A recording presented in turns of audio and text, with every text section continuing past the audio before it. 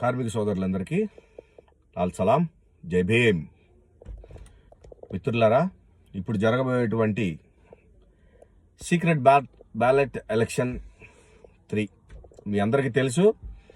రైల్వేలో ఎన్నికల పండుగ జరుగుతూ ఉంది. ఎన్నికల మేళ అనొచ్చు, ఎన్నికల పండుగ అనొచ్చు, జరుగుతూ ఉంది.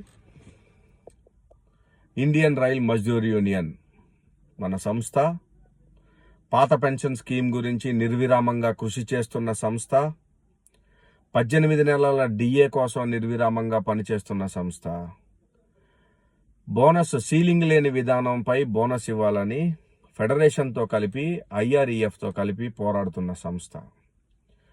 మీ అందరికీ తెలుసు, సంస్థ యొక్క పోరాటం ప్రతి ఒక్కరూ దాని మద్దతుదారులే. ప్రతి ఒక్కరూ ఆ పోరాటాల వలన నష్టపోయిన వారే. మీ అందరికీ తెలుసు, ఉన్నటువంటి 2 ఫెడరేషన్స్ కూడా పోయిన వీడియోలో చెప్పాను నేను, ఎంతవరకైనా ఎక్స్టెండ్ అయ్యి రైల్వే కార్మికులకు సర్వీస్ చేయాలనుకుంటే చెయ్యొచ్చు. కానీ పరిస్థితులు ఎంత అధ్వానంగా ఉన్నాయో మనకు మాత్రమే తెలుసు. మోసేవాడికే తెలుస్తుంది భారం విలువ అని పెద్దలు చెప్పారు. మన భవిష్యత్తు అంధకారంలో ఉంది.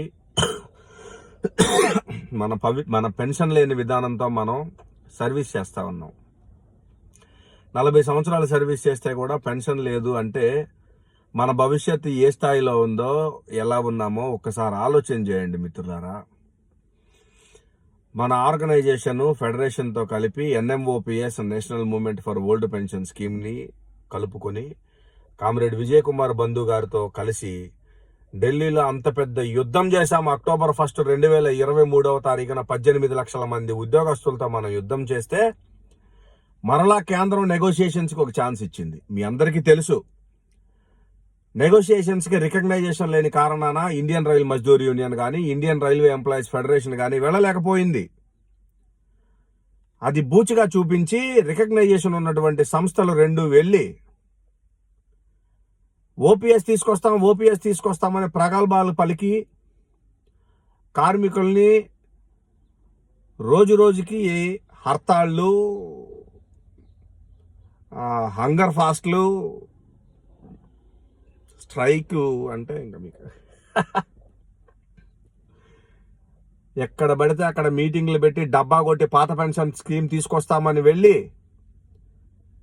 మళ్ళీ యూపీఎస్ తీసుకొచ్చారు. మిత్రులారా, 2004లో NPS తీసుకొచ్చిన మిత్రులే 2024లో యూపీఎస్ తీసుకొచ్చారు. కార్మికులకు యూపీఎస్ కానీ NPS కానీ ఎంతవరకు సపోర్ట్ చేస్తాయనేది వారి వృద్ధాప్యంలో అందరికీ తెలుసు. పాత పెన్షన్ స్కీమ్ గురించి పోరాడుతున్నటువంటి NMOPS అఫిలియేట్ అయినటువంటి మన IRMUకి తోడుండండి, మద్దతునివ్వండి. స్టార్ గుర్తుపై ఓటేసి అత్యధిక మెజారిటీతో గెలిపించండి మిత్రులారా. తద్వారా కార్మిక వ్యతిరేక విధానాలు ఏవైతే ఉన్నాయో కార్మిక వ్యతిరేక విధానాలు మారుతాయి, కార్మిక వ్యతిరేక విధానాలు ఆగుతాయి. ఎప్పుడైతే ట్రేడ్ యూనియన్ సంస్థలు గుర్తింపు రద్దవుతుందో వారికి మాట్లాడే అవకాశం ఉండదు. మనలాంటి సంస్థకి గుర్తింపు వస్తే మాట్లాడే విధం ఎలా ఉంటుందో మీ అందరికీ తెలుసు. కార్మిక వ్యతిరేక విధానాలకు నో అంటే నో చెప్పగల సత్తా IRMUకు ఉంది. IRMUలో లీడర్లుగా మాకుంది. ఓటేసి గెలిపించే దమ్ము ధైర్యం మీకుందా? ఆలోచన చేయండి.